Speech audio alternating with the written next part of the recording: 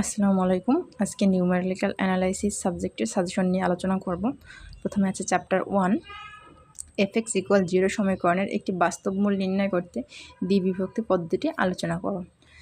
Iteration পদ্ধতি ব্যবহার করে cos x - x to the power x equal 0 সমীকরণের 3 দশমিক স্থান পর্যন্ত একটি বাস্তব মূল নির্ণয় করো।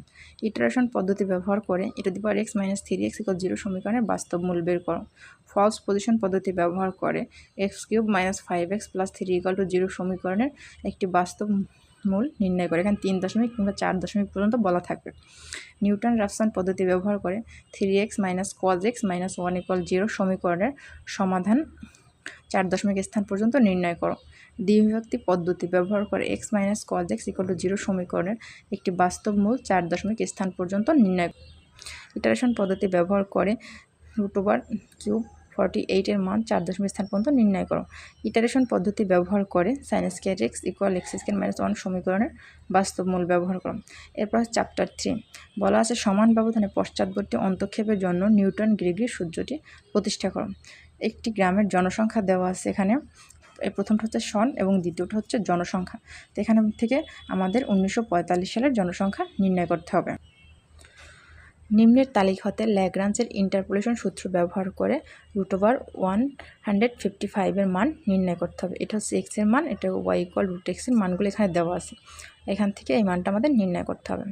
সমবাহুদের জন্য নিউটন গ্রিগরির অগ্রবর্তী অন্তঃপাতন সূত্র প্রতিষ্ঠা করো। উক্ত সূত্র ব্যবহার করে নিম্নে দেওয়া টেবিলের সাহায্যে tan 0.12 এর মান নির্ণয় করতে হবে। এই যে টেবিলটা এর সাহায্যে tan 0.12 এর মান নির্ণয় করতে হবে।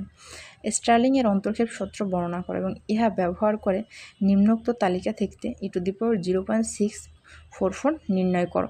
এখানে যে তালিকাটা দেওয়া আছে প্রথমটা হচ্ছে x এর মান এবং পরেরটা হচ্ছে y equal e to the power x এর মান।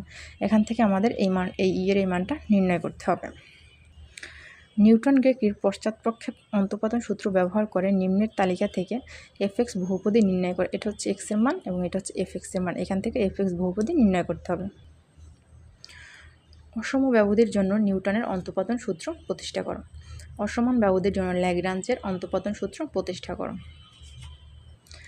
এরপর আছে চ্যাপ্টার 4। চ্যাপ্টার 4 এবার হচ্ছে ট্রপিজয়েডাল সূত্র ব্যবহার করে ইন্টিগ্রেশন 0 থেকে 1 +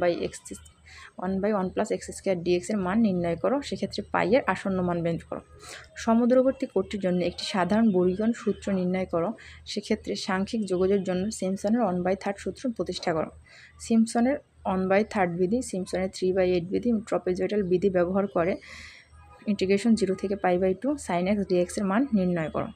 নিম্নের তালিকা হতে x ইকুয়াল 1/2 বিন্দুতে প্রথম ও দ্বিতীয় অন্তরোধ বের করো।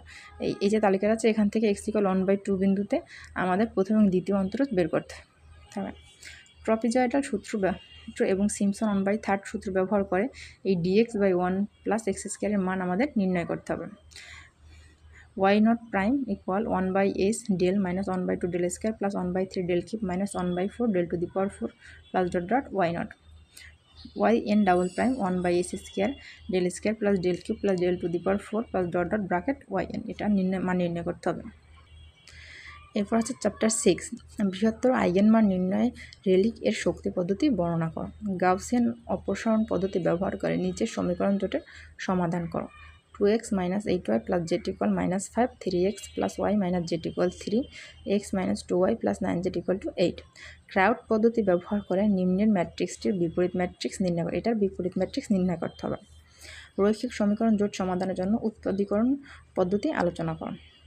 10x - 5y - 2z equal 3, 4x - 10y plus 3z equal -3, x plus 6y plus 10z - 3 সমীকরণ জোট গাউস-জ্যাকোবি পদ্ধতি ব্যবহার করে সমাধান করো।